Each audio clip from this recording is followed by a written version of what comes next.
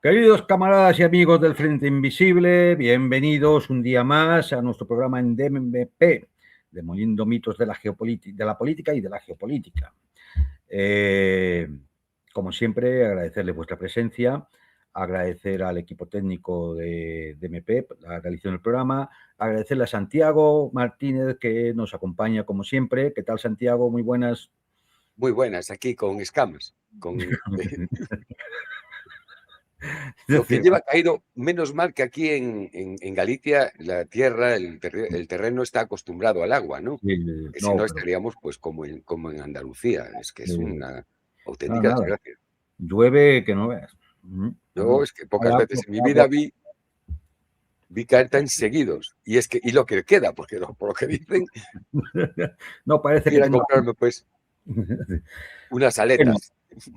como siempre, rogarles a ustedes que hagan la parte del trabajo que les corresponde, que es mover el ratón, suscribirse, comprobar sus suscripciones, que andan por ahí la mano negra, quitando suscripciones, darle al like, darle al me gusta y, lo más importante, compartir los contenidos con aquellas personas que ustedes crean que les puede interesar.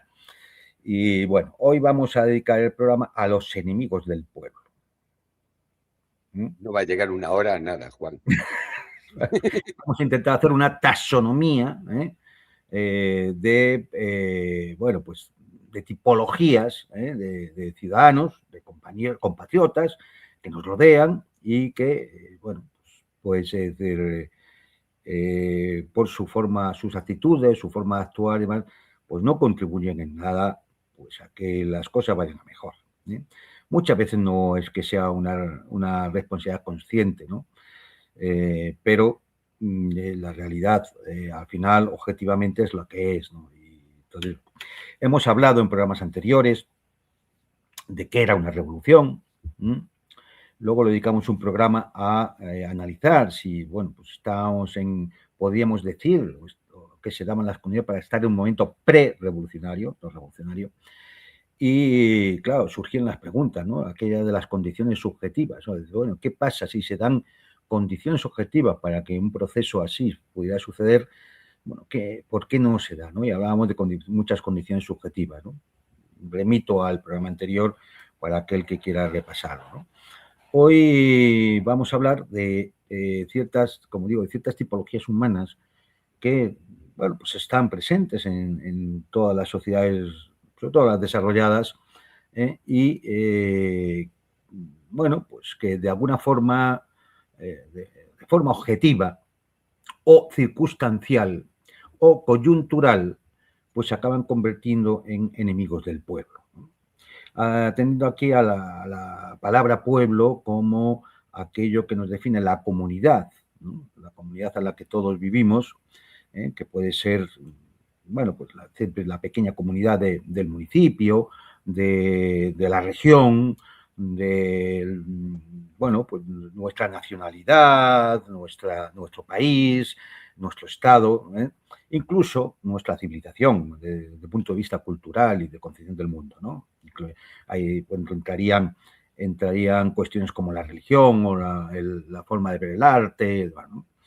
Es decir, en definitiva, la comunidad. Y siempre partimos de un principio que nos parece fundamental, que es que los intereses de la comunidad siempre están por encima de los intereses individuales. Quien ponga del revés esta frase, bueno, pues entonces está en otra cosa, en otro mundo, en otra realidad que no es a la que nosotros nos gusta referirnos, ¿no? Cuando uno se refiere a la comunidad, eso no es una suma inorgánica de individuos, ¿no? Es decir, eso, una suma inorgánica de individuos cuando coincides con gente en el bar, ¿no? Y tú estás tomándote tu cerveza y otro está a lo suyo, ¿no? Bueno, eso indica que el bar es una comunidad. No. Es decir, es una reunión inorgánica, coyuntural, bueno, se ha coincidido, un azar en última instancia, ¿no? Entonces, como digo, los intereses de la comunidad siempre tienen que estar por encima de los intereses individuales. Si no, el resultado es la selva. Si priman los intereses individuales, el resultado es la selva. Todos contra todos, la ley del más fuerte, sálvese quien pueda. Entonces, bueno, pues uno puede hacer entonces una taxonomía de perfiles, de patrones de comportamiento de los individuos cuyas actitudes se alejan de ese ideal de la comunidad, en el cual, bueno, pues, los intereses de esa comunidad deberían estar por encima de los individuales, ¿no? Y entonces vamos a ir con esta taxonomía viendo algunos de estos tipos humanos, digamos, desde el que menos daño hace, hasta el que más daño hace, ¿no?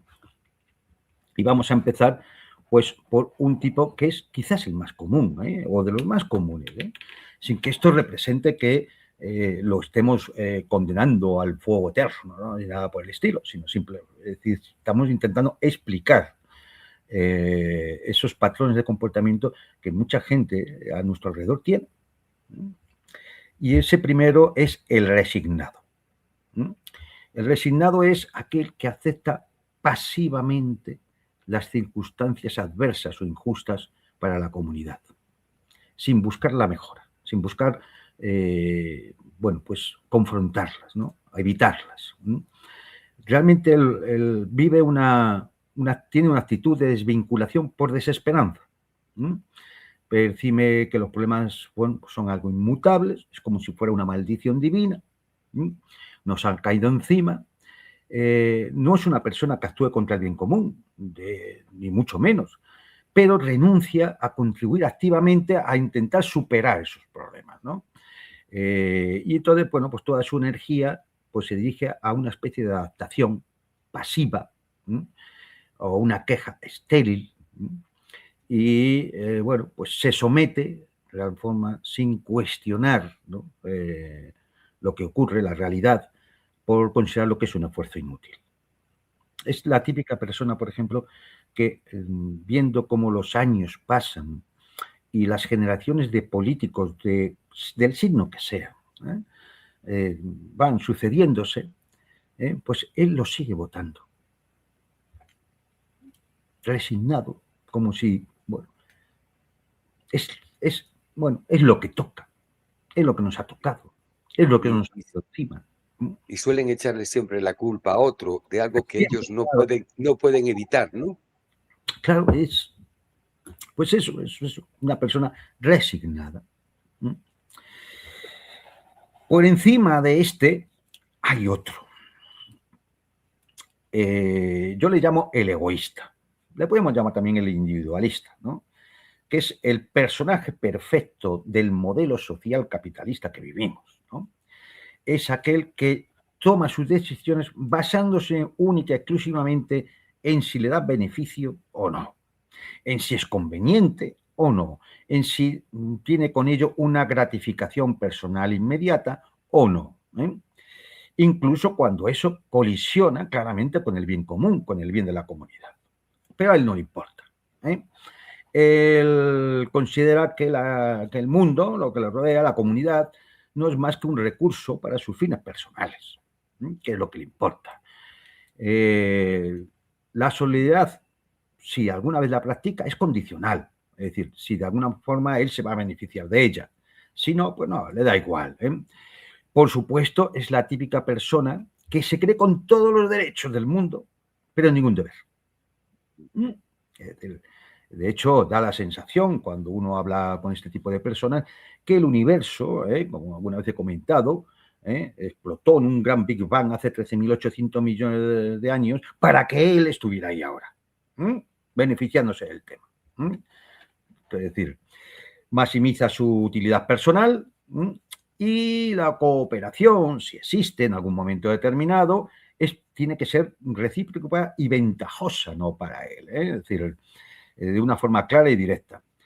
A las leyes y las normas de la comunidad, bueno, las acata si le convienen, o si con ello evita sanciones que puedan perjudicarle, ¿no?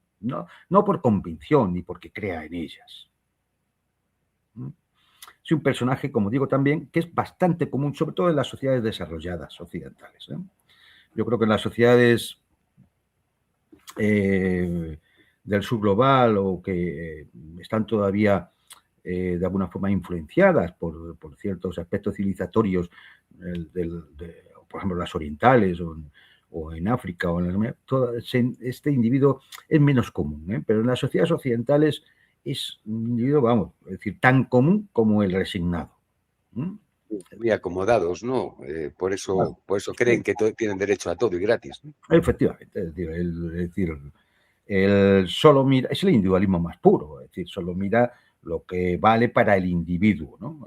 Y ya, como alguna vez en algún programa comenté, el individualismo no es más que la metafísica del capitalismo. Por encima de estos dos hay otro, ¿no? Yo le llamo el cortesano. Lo digo el cortesano porque en España vivimos todavía una monarquía, que esto es más que una monarquía, es un circo, ¿no? Pero bueno, es una monarquía, ¿no? Puede llamarse también el arribista.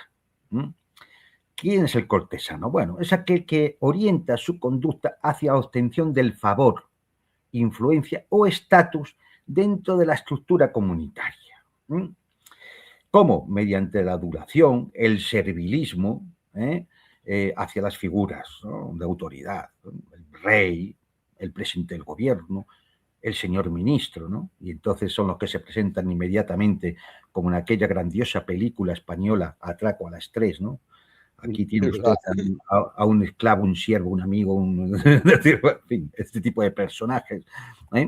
Ve la estructura social como una jerarquía de patrones y clientes. Es decir, los jefes, los que mandan, los que tienen, y los demás, bueno, su lealtad siempre es a los poderosos. Y no a unos principios.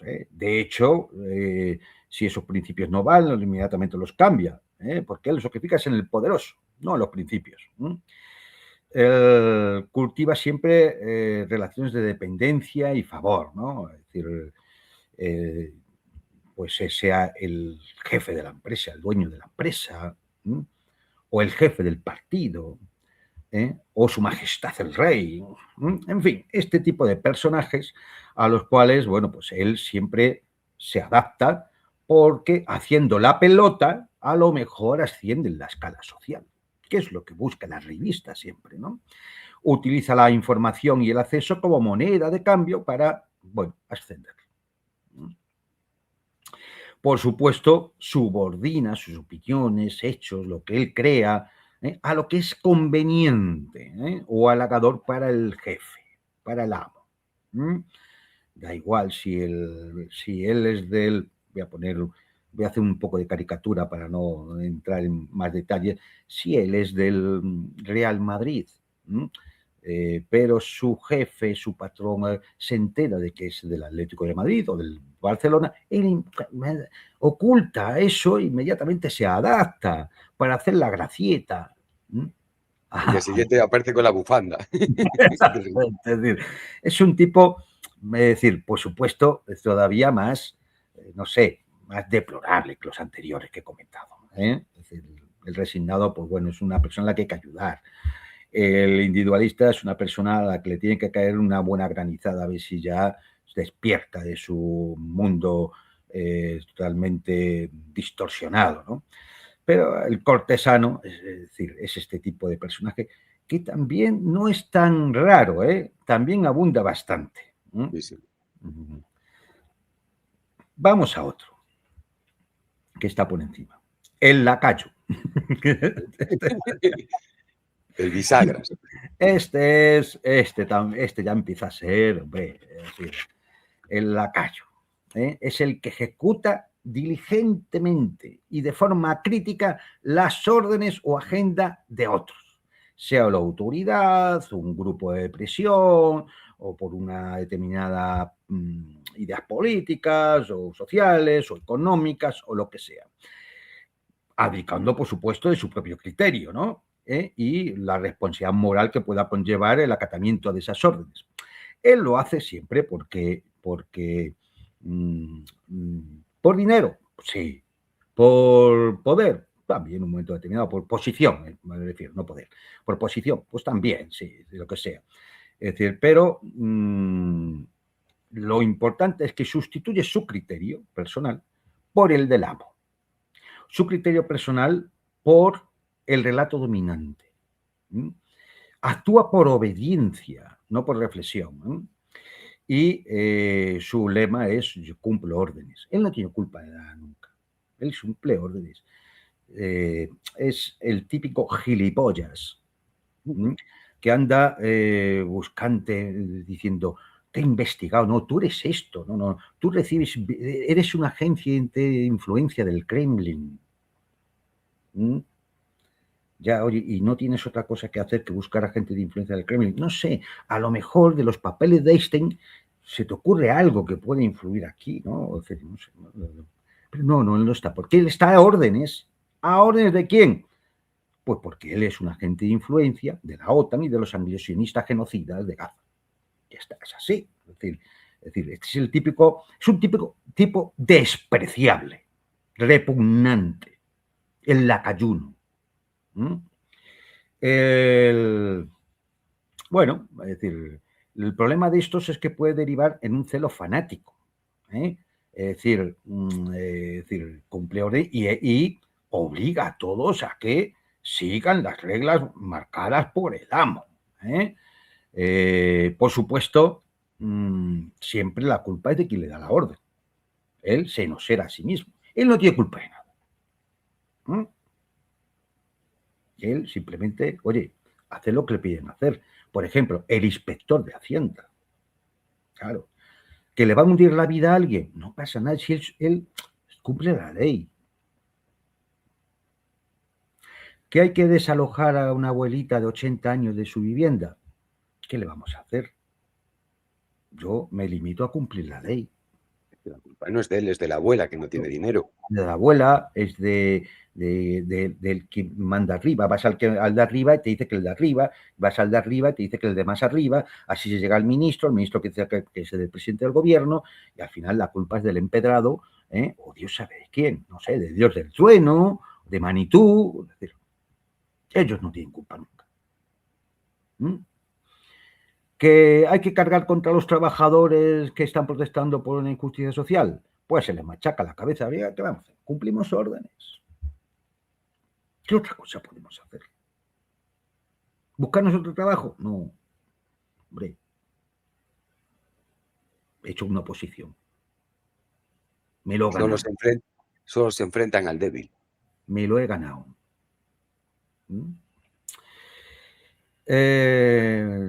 Claro, él nunca es responsable de nada.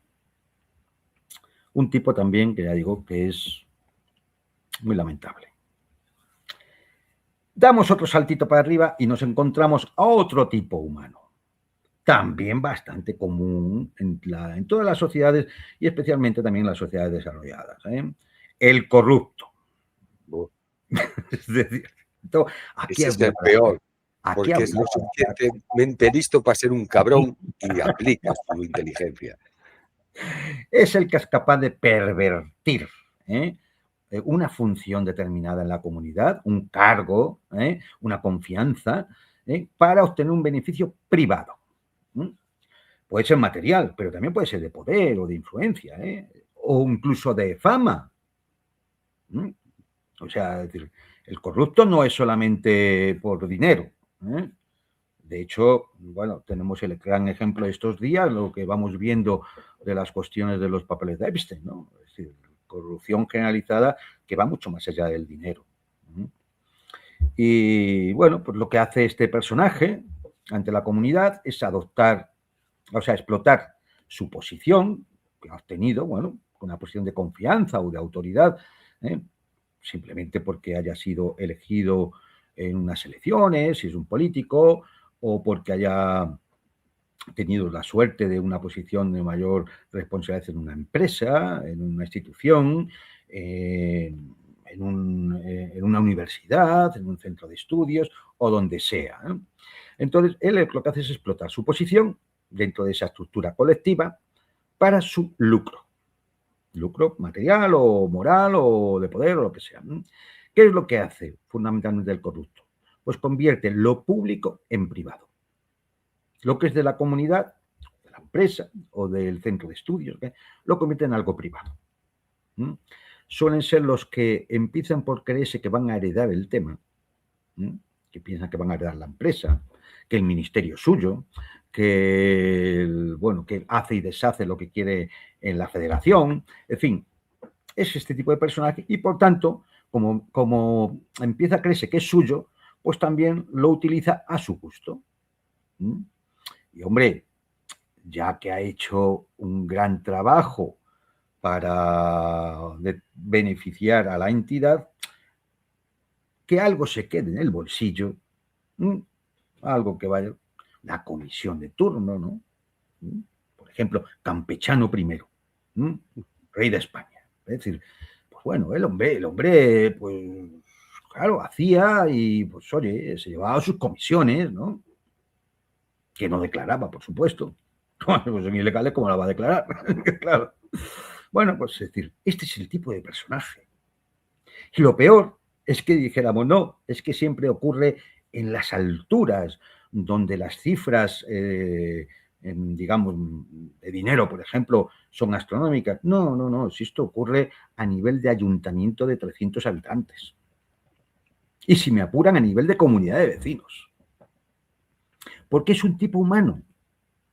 Es el tipo humano que, pues bueno, se ha llevado $2.000 o 2.000 euros de una cuenta de su club deportivo, pues claro, lo que tiene acceso. Tú ponle al frente el Ministerio de Fomento y verás lo que es capaz de desviar.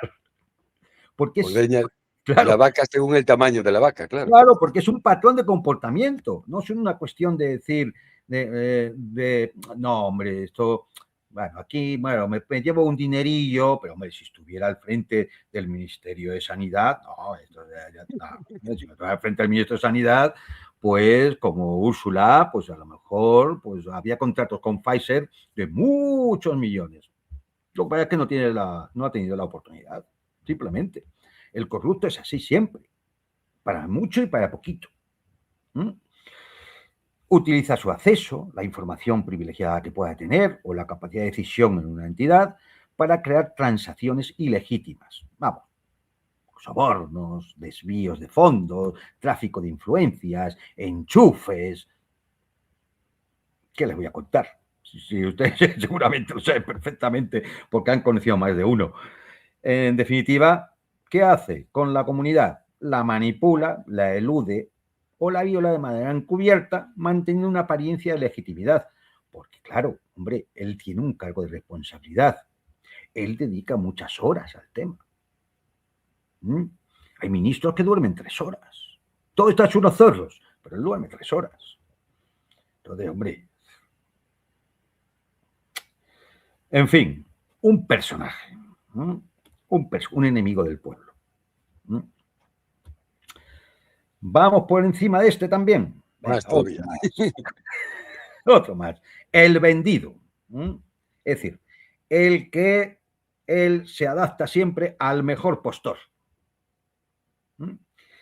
Es alguien que está siempre dispuesto a cambiar de bando, principio o lealtades en función de la oferta más ventajosa en cada momento. El veleta. El viento va por aquí, yo me adapto para allá. El viento cambia de dirección, no pasa nada que yo me cambio de dirección. Un auténtico marxista de Groucho. Un auténtico marxista de Groucho Marx. Si no le gustan mis principios, no se preocupe que tengo otros. Y así podemos ver, por ejemplo, cuando hay cambios de gobierno tras unas elecciones, como periodistas, comunicadores, opinólogos, inmediatamente pues empiezan a adaptar su discurso para seguir ahí. Para seguir ahí. Él nunca tiene un compromiso sostenible. Realmente solo se compromete con lo que en cada momento le facilite seguir ahí. La comunidad, los ideales, nada, todo eso son mercancías para él. ¿Qué es lo que hace? Realmente el vendido, como es una cuestión de venta, de comercio, lo que hace es mercantilizarlo todo. Hasta las cosas más sagradas. Todo. Y si cambia, no responde a una evolución ideológica o personal o a una reflexión, no, sino a una evaluación de coste-beneficio. Claro, me tengo que adaptar a la nueva situación, si no igual dejo de recibir publicidad institucional. Y así vemos cambios muy curiosos. Vemos cómo los relatos, bueno, pues se van sustituyendo unos por otros. Así, bueno, pues si se va Biden y llega Trump, los mismos que apoyaban a Biden, ahora apoyan a Trump. Los mismos, Mark Zuckerberg, Bill Gates, Elon Musk, es decir, todos estos, ahora apoyan a Trump. Oye, es una evaluación del coste-beneficio. Claro, ningún problema. Sí, pero advierto, esto no ocurre solo a esas alturas. No piensen que es que esto es una cuestión de Jack Bezos, de Peter Thiel y de Mark Zuckerberg. No. Esto ocurre, vamos. Con la portera y el del primero. Vamos, Y es peor todavía, porque es que encima son así de perros para nada. Porque los otros, al fin y al cabo, se hacen ricos como cerdos, ¿no? Les van a caer, efectivamente, partidas presupuestarias muy ricas, ¿no? Es un personaje muy lamentable, muy triste, es de los que realmente producen una mezcla entre asco y lástima. Son los que andan buscando culpables en los demás. ¿Por qué? Pues porque alguien ya, es decir, sabe dónde tiene que situarse. No puede, ni tiene valor, porque es un cobarde, de situarse a la contra. Es imposible. Posiblemente el vendido sea de los personajes más repugnantes. Pero fijaros, el vendido es fundamental para la clase dominante, para la élite dominante.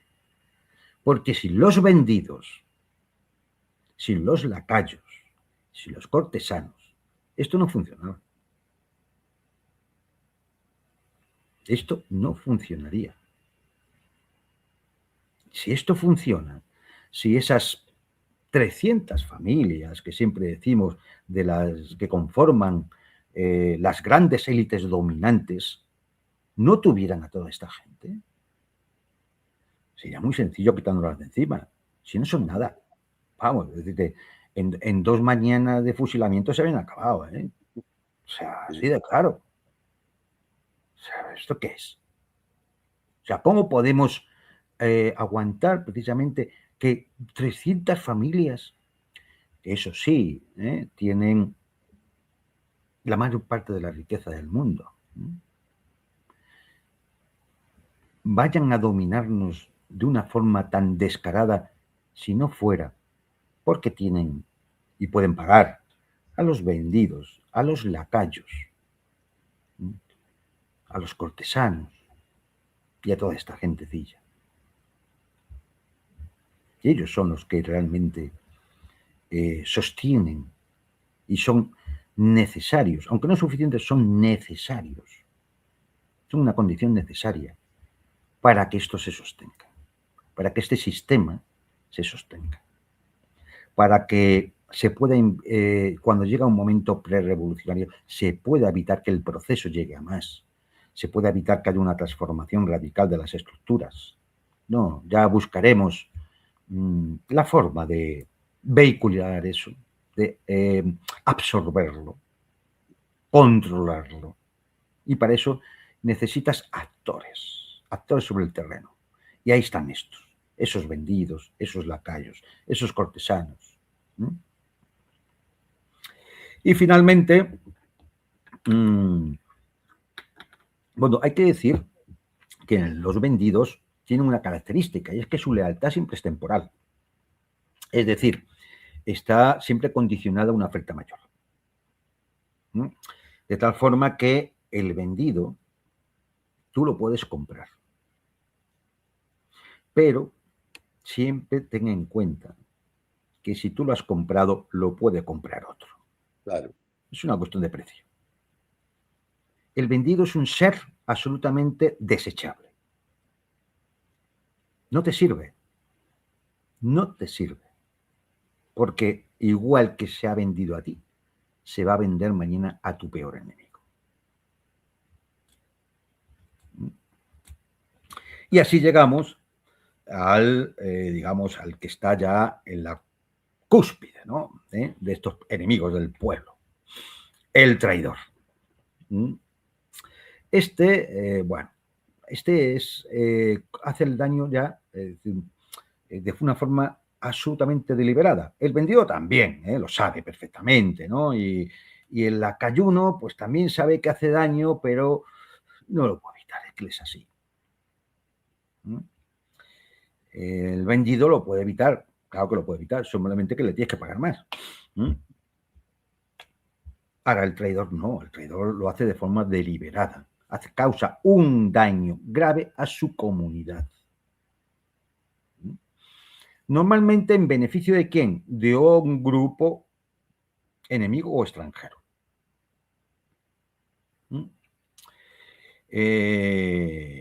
Violando, lógicamente, una lealtad esencial y explícita que todo ciudadano, todo componente de la comunidad tiene que tener con su propia comunidad. Actúa con la intención consciente de perjudicarla, debilitarla o destruirla al servicio de otro, de un adversario, de un enemigo, de una potencia extranjera. Para eso conspira, espía, sabotea o entrega información crítica al enemigo. Lo hace explotando la confianza que se le da y por medio de esa confianza, con esa herramienta, consigue infligir el mayor daño posible. Por ejemplo, por solo referirme a un hecho, aquellos que dentro de España, por decir un país en el que estamos, y así no señalamos a nadie más, pues trabajan para Marruecos, un sultanato tiránico que nos amenaza, que tiene ocupado el territorio de la República Árabe Saharaui, que mueve el narcotráfico de la zona del norte de África, mueve el tráfico de personas. Bueno, pues aquí hay gente que defiende los intereses de Marruecos, de ese sultanato, y esos solo se los podemos definir de una sola forma: traidores. Ya sabemos lo que en toda civilización se suele hacer con los traidores. No lo debe de mirarlo en Google. Pero es lo que se merece. Son los traidores. Ellos, al final, siempre rompen el contrato social básico que se tiene con la comunidad de una manera activa y letal. Lo saben perfectamente. Su acción no es por omisión o porque vayan a tener un beneficio material lateral, sino claramente por oposición, por decisión de ponerse al lado del otro. Por ejemplo, los que trabajan para enemigos históricos de nuestro país o de vuestro propio país, sea de donde seáis. Los que se venden a la potencia dominante, hegemónica. Los que justifican, relatan actuaciones internacionales absolutamente reprobables, genocidas, los que alimentan guerras, los que están dispuestos a sostener las posiciones más insostenibles si ello beneficia para quien trabajan. Y además esto no simplemente por una opinión que se pueda dar, un artículo que se publica en un periódico, una carta al director o en una tertulia. No, es cuando se entregan datos, cuando se informa de proyectos de tu propio país al adversario, cuando se sabotean negociaciones. Y todo esto hemos vivido. Hemos vivido. Ahora mismo en Ucrania está lleno, Rusia y Ucrania, de gente de este tipo. Sí, pero vamos. Y no siendo ni rusos ni ucranianos. No. Digo el ejemplo porque es algo palpable que todos los días lo vemos. Siempre hay algún ruso traidor que ataca a un general como Alexeyev. Efectivamente. Siempre hay alguno, ¿no? Y uno encima por miserias, porque después ves y ves nada que le daban 30.000 euros 30.000 euros por asesinar a un general de tu país que está en guerra, aún encima. Sí. No, es decir, posiblemente es el personaje más miserable y el que no merece ninguna compasión. Ninguna compasión. Porque efectivamente, es decir, igual que decimos que los intereses de la comunidad están por encima de los intereses individuales, esos intereses de la comunidad están por encima de... tiene que defenderse del daño que puede realizar un traidor. O sea, no puede haber compasión alguna ahí. En definitiva, bueno, ¿qué nos exponen todo este tipo de personajes, de tipos humanos? Una especie de gradiente que va desde la pasividad negativa del resignado hasta la agresión activa del traidor.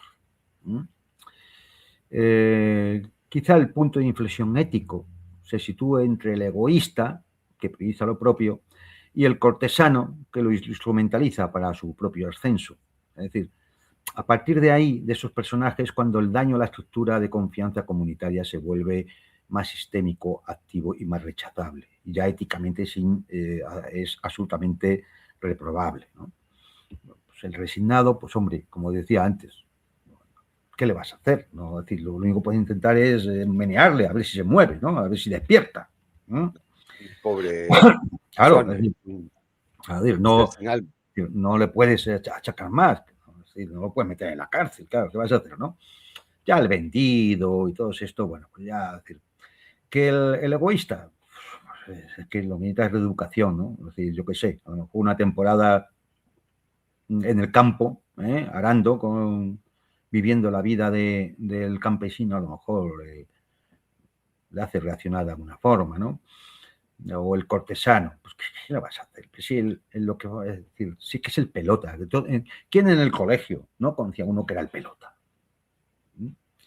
Tampoco, es decir, ¿qué hace? ¿Le vas a pegar todos los días porque sea un pelota? Tampoco, ¿no? Es decir, pero bueno, pero al menos conviene tenerlos identificados, ¿no? Es decir, a un cortesano, pues es decir, en la corte del rey actual puede estar, es decir, pues, le pueden dar la plaza de bufón, pero es decir, poco más. Es decir, es una persona a la que no se le pueden confiar cuestiones realmente importantes, ¿no?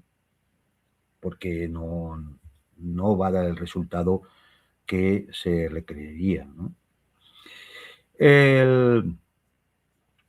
La erosión progresiva a la lealtad de la comunidad que hace todos estos tipos humanos, su falta de responsabilidad personal y su falta de confianza en el cemento comunitario y social, bueno, pues se ven sustituidas por sus intereses privados, su servilismo o abierta hostilidad a la propia comunidad. Porque es que hay gente que está en contra de la propia comunidad. Sí. Entonces, bueno, pues es decir, todos ellos conforman una colección de personajes que seguro que a alguno o a más de uno habéis conocido en vuestro entorno. Seguro. Desde el colegio hasta el trabajo y los políticos, pues a montones. A montones, ¿no? Pero incluso, a lo mejor el político muchas veces está lejos, ¿no? O el presidente de la tecnológica, estas cosas, o un conocido artista o deportista, lo que sea, ¿no? Pero yo me refiero incluso en el entorno más personal, es decir, sea del trabajo, el centro de estudios, el municipio en el que vives, la familia. La familia, al final acabas encontrando alguno, es decir, de alguno de estos tipos, ¿no?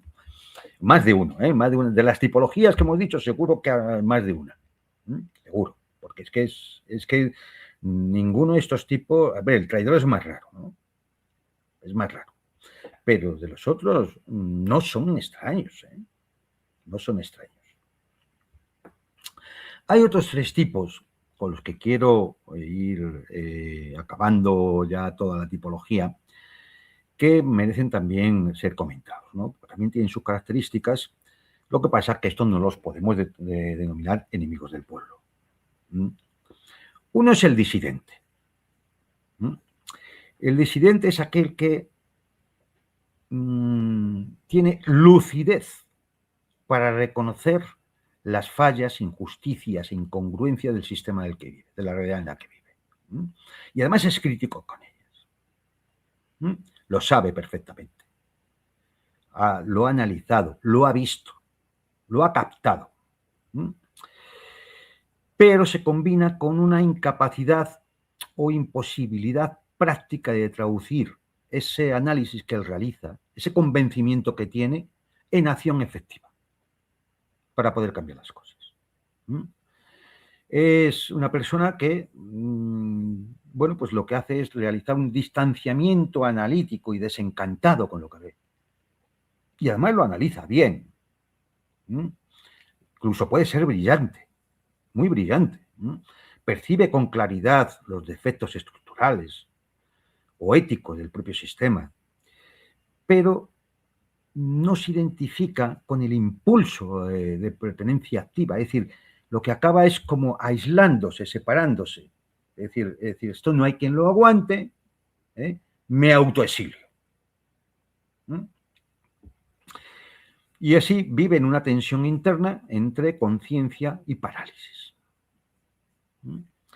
Su actividad principal suele ser cognitiva y discursiva, sobre todo interna, o en círculos muy, muy pequeños, donde él realiza una crítica brutal sobre la realidad. Pero quizás de las más brillantes, de las más incisivas, de las más rigurosas.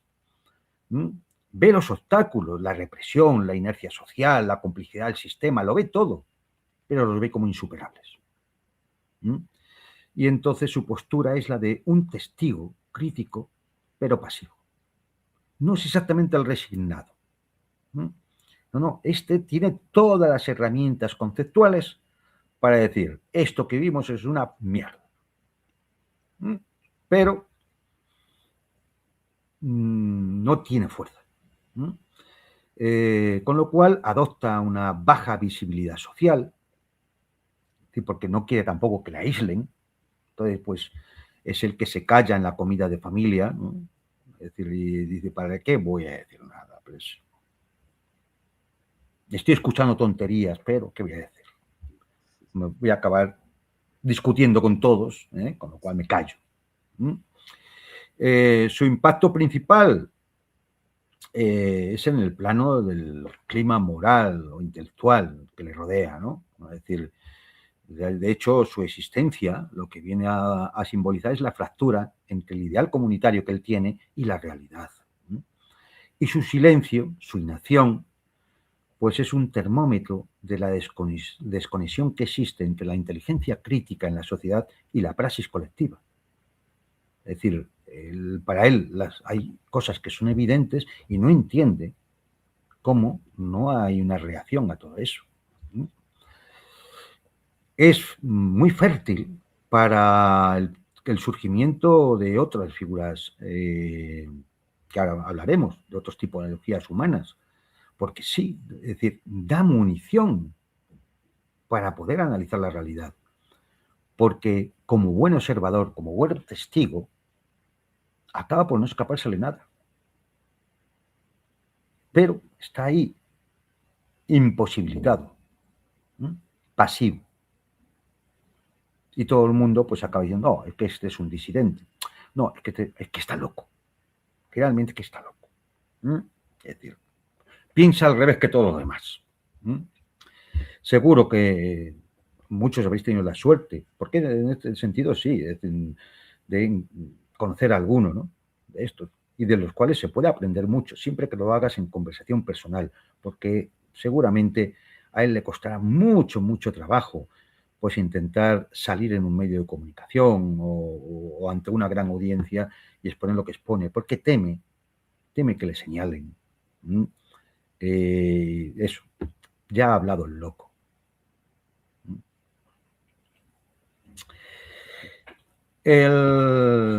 Hay dos figuras más que quiero tocar. Vamos bien, sí, vamos bien de tiempo. Como digo, el disidente es un crítico paralizado.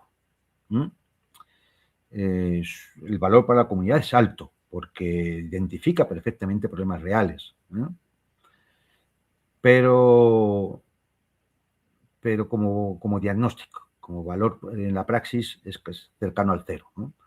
Representa la conciencia sin voluntad o una voluntad bloqueada en el análisis. Su presencia sí nos indica que el sistema genera un reconocimiento intelectual de sus propios defectos. Es decir, hay personas que son capaces de identificar esos defectos estructurales en el propio sistema social. Porque hay personas que lo pueden, lo analizan, diagnostican y lo pueden explicar, ven las fallas, ¿no?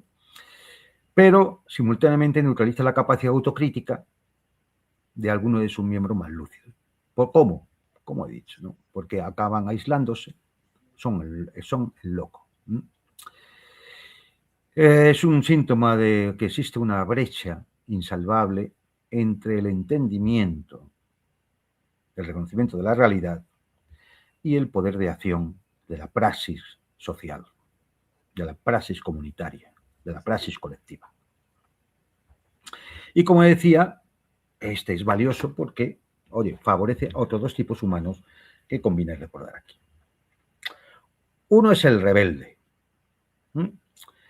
El rebelde, que en el fondo tiene una imagen positiva dentro, generalmente, de los sectores críticos de la sociedad. Bueno, pues, no, siempre se dice, no, pues la juventud es rebelde por naturaleza, o los que han salido a protestar por algo, pues unos rebeldes y incluso pueden hasta levantar cierta admiración, pero, cuidado, hay que ser también objetivos. El rebelde, su característica es el rechazo activo y a menudo visceral a las normas, a las autoridades y a las estructuras establecidas en la comunidad, pero sin proponer o trabajar consistentemente para una alternativa viable. Su identidad se define fundamentalmente por la oposición, es decir, son los anti-algo. Su energía está centrada en la denuncia, lo hace bien, la transgresión, o incluso la desobediencia, ¿no? a un sistema rígido, estructural, que tú ves injusto, ¿no? Sus mecanismos de acción, bueno, pues la negación, ahí vienen los negacionistas, ¿no? La protesta, la crítica constante, incluso la provocación. Señala muy bien las fallas, señala muy bien las hipocresías del sistema dominante, pero se estanca en la fase constructiva.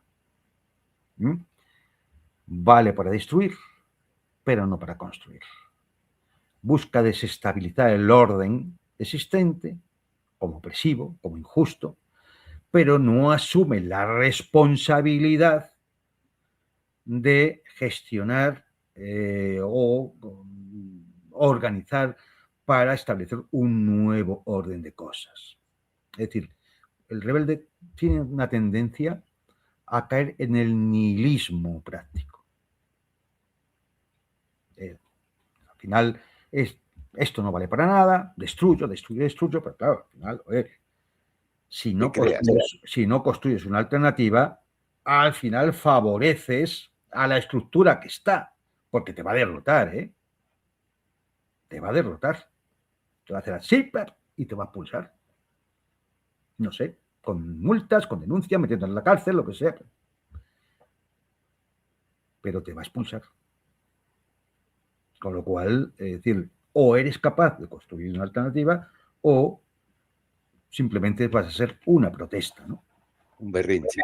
Un berrinche.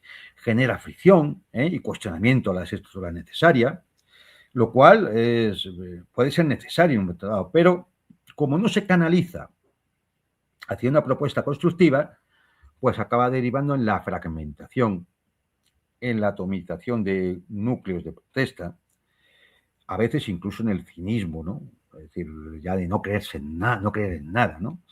O incluso al agotamiento, cuando por un activismo exagerado los rebeldes acaban saliendo un día y otro día y otro día, y al final te vas agotando. Porque siempre ves lo mismo. Al final, como no construyes nada, al final siempre está lo mismo. Y te acabas agotando, ¿no? Y entonces pasan generaciones de activistas y de rebeldes. Yo recuerdo, fíjate, de mi época estudiantil, que algunos, esto es decir, no lo puede olvidar, aquellos años en los 80 del siglo pasado que se protestaba delante de los ministerios de educación, donde se acababa siempre a tortazos con la policía. Se quemaban autobuses. Y pasó mi generación, y vino otra, hizo lo mismo, y vino otra, hizo lo mismo. Ahora ya casi ni vienen, ¿no? Es el problema de la rebeldía. La rebeldía está bien, es necesaria, es positivo, no son enemigos del pueblo, pero les falta algo, ¿no? Les falta algo, ¿no? Y falta lo que tiene la última tipología que vamos a comentar, que es el revolucionario. La característica del revolucionario es que su impulso está orientado a la transformación radical, profunda y total de las estructuras y valores de la comunidad. Es decir, él tiene un objetivo declarado de sustituirlo por un nuevo orden. Ya, no se trata simplemente de protestar contra la injusticia flagrante que uno pueda ver, ¿no? Contra unas estructuras que llevan al desastre, o que van vaciando la comunidad, o que se pierde la identidad y los valores. Esto que vemos día a día. No, él está dispuesto a transformarlas, a asumir la responsabilidad de la transformación. Y esto, es decir, él ¿cómo ve la realidad? La realidad ve la comunidad, la sociedad, la percibe como una entidad enferma, corrupta y obsoleta, que requiere no reformitas, requiere una reconstrucción completa. Su lealtad no es hacia ningún rey, gobierno, ni nada por el estilo, es hacia una idea futura de comunidad. Esa es su lealtad. O se intenta buscar una organización estratégica, hacer proselitismo, construir una contranarrativa a la realidad existente. Y en la expresión máxima, una vez que se comienza el proceso, la toma directa, la acción directa para tomar el control de los mecanismos de poder. Así, asaltar el poder. Ya está. Porque si no tienes el poder, no puedes modificar ni transformar nada. Te quedarías como el rebelde. El revolucionario concibe lo que ocurre realmente siempre como un proceso histórico que, bueno, pues a menudo es rupturista y violento, pero que la revolución está justificada por la magnitud del fin último, que es la transformación completa de la sociedad. Y asume la responsabilidad de diseñar y ejecutar la alternativa a esa sociedad existente, injusta. Es, por tanto, alguien responsable, alguien con sentido del deber, que apela más al deber que a los derechos. Y su impacto en la sociedad, en la comunidad, es tremendo porque provoca una fractura deliberada y total. Recordad cuando hablábamos en algún programa anterior de la fractura vertical del sistema. Sustituye la cohesión basada en el orden anterior injusto por una nueva cohesión forjada en el propio proceso revolucionario y basada en nuevos principios, en esa idea futura. De estos, lamentablemente, sí hay que decir que conocemos pocos. Eso es verdad. Porque el sistema ya procura, trabaja para que nosotros, es decir, el resignado, el cortesano, el lacayo, el corrupto, el vendido, el traidor incluso el disidente, sí, estén, dominen, sean la mayoría social. Incluso a veces pues hay que aguantar al rebelde, ¿no? Hasta incluso se le puede instrumentalizar en alguna ocasión. Al que no pueden soportar es al revolucionario. Y por tanto, es lógico que sea precisamente la tipología humana que menos se prodigue y que sea más difícil encontrar en estos momentos en nuestras sociedades desarrolladas. El revolucionario al final pues surge del descontento del estado actual de la comunidad, es evidente, ¿no? Pero mientras el rebelde se define por su gesto de rechazo, que está bien, ¿no?, el revolucionario se distingue por su proyecto de reemplazo, ¿no?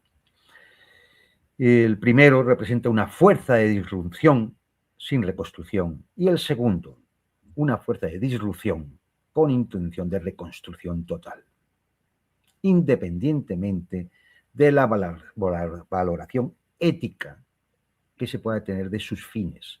A lo mejor hay quien no le gusta, bueno, pues cómo es la idea futura que se pretende. Está en su derecho, no tiene por qué gustarle a todo el mundo. Pero lo que no le puede negar es que efectivamente su intención es de construcción. Y por lo tanto tiene una carga positiva per se. No es que el rebelde la tenga negativa, pero es insuficiente, es estéril en última instancia. A veces nos gusta más la rebeldía por el toque romántico que tiene que otra cosa. Es decir, sobre todo los que hemos tenido en su momento, hemos participado en acciones de rebeldía, bueno, pues siempre recuerdas esos momentos pues con cierto romanticismo, ¿no? Con cierta nostalgia de aquellos años. Pero en el fondo, si hoy estamos hablando de esto, es porque nuestra rebeldía no sirvió de nada. No cambió nada, ¿no? Ni cambió nada, efectivamente. Así que, bueno, pues es decir, quizá personalmente nos ayudó a crecer y a ser consciente de algunas cosas, ¿no? Y a vivir momentos y aventuras, pues que a todos nos han ayudado personalmente, pero a nivel comunitario, de la comunidad, a nivel de la sociedad, pues efectivamente aquí estamos donde estábamos. No cambió nada. No cambió nada. En fin, y esto son un poco, bueno, pues esas tipologías, esa taxonomía, ¿no?, que podríamos hacer de ciertas actitudes y comportamientos de mucha de la gente que nos rodea, sin que esto sirva ahora para que ustedes cojan un garrote y se vayan a buscar. Y vayan ajustando cuentas. Ajustando cuentas a todo. Simplemente es decir, merece la pena que las tengan, que los identifiquen, porque esto ayuda a entender muchas de las cosas que pasan, ¿no? ¿Por qué después de décadas de cómo determinados partidos políticos nos engañan una y otra vez, siempre sigue habiendo una masa social que les sigue votando? Es que parece increíble, ¿no? Pero es que se les siguen votando. Cómo después de que nos han mentido millones de veces, hay gente que sigue viendo los mismos medios de comunicación que les han mentido millones de veces. Y lo peor es que encima defienden lo votado y defienden a esos medios. Sí, porque sí, no sí, es que lo acepten, es que encima los defienden. Porque si no, claro, como dices tú, si tú no los defiendes, eres un rebelde, un loco. Entonces, bueno, pues, es decir, esta es la realidad. ¿Qué hacer? Pues intentar mover al resignado, es decir, animar al disidente, racionalizar o, ¿cómo decirlo?, o de alguna forma templar al rebelde para que asuma la responsabilidad, ¿no? Denunciar al corrupto y al lacayo, despreciar al vendido, reírte del cortesano, que es lo mejor que se puede hacer, y darle una lección al egoísta, al individualista. Y eso es lo que podemos hacer cuando nos encontremos con este tipo humano. Si encontráis al traidor, sí, dale un garrotazo en la cabeza. A ese, si lo podéis tirar por la ventana, mejor. Que parezca un accidente. Los traidores no merecen otra cosa. hablando de traidores, a mí me recuerda mucho, por ejemplo, leí un artículo en que surgía la Skripal, el famoso ruso que Sí, lo mataron con el Novichok, según con el dicen los no, británicos, vamos. no lo mataron, no lo mataron, que lo Bueno, intentaron matar. intentaron asesinarlo, ¿no? Sí, sí, Bueno, y que dicen los británicos que fueron los rusos, que bueno, sí, sí, diciéndolo los británicos como para creértelo, ¿no? sí. Pero lo ponen como una víctima. Cuando es un tipo que ha traicionado a su país, se ha ido Claro, de su país y ha intentado hacer el mayor daño posible a su comunidad, a su país, a su estado. claro, trabajando para el servicio secreto Bueno, británico. Es que, es decir, por eso yo nunca me creí la historia del Novichok y del envenenamiento, porque ese tipo lo que se hubiera merecido y lo que le hubiera pasado en otra época, lo que le hubiera pasado, ¿eh? Que al cruzar una calle se le hubiera llevado un coche por delante. te lo pilla Stalin y Claro, los duras vamos, 20 minutos. claro, efectivamente. El paraguas búlgaro, que era baratísimo, oye, un paraguas con un veneno en la punta. Un veneno con una punta que era un Duro, ¿no? auténtico, vamos, menos que un hilo. Y entonces pinchaba sin que te dieras cuenta. Y esa punta estaba envenenada. Y caías, ¿eh? Con lo cual, gastar en Novichok, o con aquel otro, que lo envenenaron con polonio. No tenían una cosa más barata que utilizar. Nada más que polonio Además, es que, radiactivo, 2 millones de dólares en polonio para matar a otro traidor. además es que lo sueltan, lo dejan salir del país y después van a matarlo a Inglaterra. A ver, pudiendo haberlo matado allí en la cárcel, simplemente una puñalada, como quien dice allí, de reyerta, ¿no? Estas son las típicas historias del vendido. De que le dicen, no, a ver, tienes que contar esto porque sirves a nuestros intereses, y como eres un vendido, pues tienes que contar esto. Y la cuentan, oye, ya está. Son lo de los agentes de influencia del Kremlin, los del Bizum, todos estos. Es ese tipo de personajes, absolutamente despreciables. En fin, si les ha parecido interesante, y eso, pues ya, es decir, me alegraré. Mira, me sale por aquí un mensaje. Te dejaste al psicópata. Bueno, pues sí, Bueno, algún momento, pero ya haremos otra taxonomía, pero ya con los distintos trastornos psicológicos de los personajes. Porque uf, hay psicópatas, hay otros que están neuróticos, histéricos, es decir, es que hay muchos. Es decir, si lo referimos a los desórdenes mentales, también hay que hacer una clasificación. Pues ya me lo pensaré, haremos algún programa al y en respecto. el poder hay una variedad terrible No, de enfermos todo el mentales. vademecum de psiquiatría está, Sí, sí. está reflejado. Ya hay que tener una psicopatía para poder salir delante de una televisión sonriendo, Sí, sí, mintiéndole sí. a la gente y Y con lo que está cayendo, sí. sí, sí, y tan tranquilos. Y es que los ves y es que se creen lo que te están diciendo cuando tú sabes de que el tipo tiene la capacidad y la inteligencia para saber No, que lo que está haciendo es malo y que es un hijo de ah, su padre. hay psicopatía, pero también hay gente con rasgos esquizoides, con rasgos de trastornos bipolares, con rasgos paranoides. Es que, ya te digo, es que yo creo que todo el vademecum de psiquiatría cabe, ¿eh? O sea, habrá que hacer otra clasificación. A ver si le echo una pensada. Pues muy bien, Santi, salvo que tú tengas algo más que comentar. Pues nada, agradecerle a Malón Criollo 3000 su aportación, muchas gracias. Y bueno, pues deciros que mañana tenemos a las 9 de la noche al señor del algoritmo, Anda. a Fernando Moragón. Y no olvidaros, darnos Muy un bien. like, suscribiros, compartir. Y Es compartir. vuestro trabajo, como dice Juan siempre. Y es el más importante, porque de nada serviría que estuviéramos aquí 20 horas seguidas hablando si no estuvierais vosotros ahí detrás, compartiendo, analizando lo que decimos, dándonos un like y Oye, sobre todo. sí, y efectivamente, como ha dicho ahí un compañero, ha dicho del psicópata, ¿no? Y seguro que igual hay alguna tipología que se me ha quedado fuera, ¿eh? Bueno, Es decir, que si a alguien se le ocurre, es decir, pues, oye, pues ya lo miraré, ¿eh? Es decir, pero bueno, como yo decía, creo que por lo menos para comenzar a hacer un análisis de nuestro entorno, de la gente que nos rodea y que vemos en los medios y demás, yo creo que sirve, ¿no? Sirve para empezar a ver, es decir, efectivamente, sobre todo, porque como decía antes, ayuda a explicar algunas de las cosas que ocurren, que vemos y que a veces no le encontramos explicación, ¿no? Es decir, no, pero ¿cómo es posible? ¿Cómo es posible?